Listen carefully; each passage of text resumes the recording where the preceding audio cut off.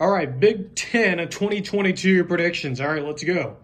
All right, let's start out in the West because there's a lot more controversy, I believe, with these predictions. But we can deal with it. We can handle it.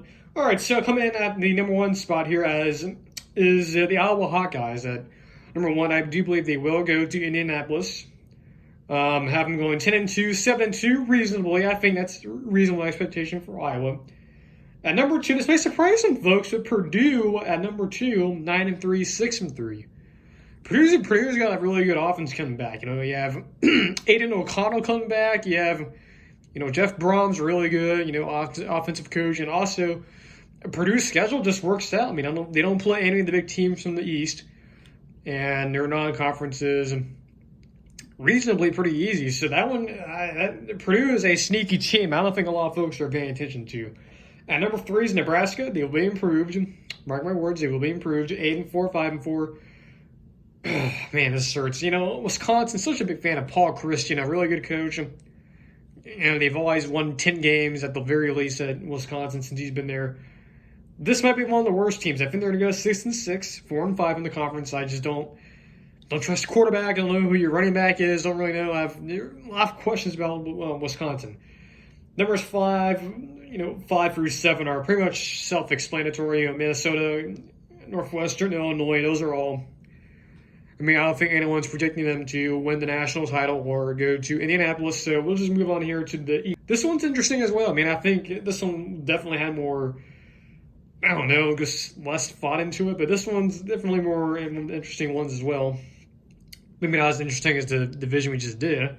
In the East, clearly Iowa State's the second best team in the college football, and here they're the best team in the Big Ten overall at 12-0, 9-0. Number 2, Penn State, they will be better. I think them and Nebraska are going to be two teams that will be improved from where they were last year. Penn State's going 10-2, 8-1. Michigan's going to drop off just a little bit, 9-3, 7-2. Maryland is going to be the surprise team in the Big Ten. Now, a lot of people are saying, oh man, Nebraska's going to surprise people. Folks, pay attention to Maryland. They got Tua's younger brother there.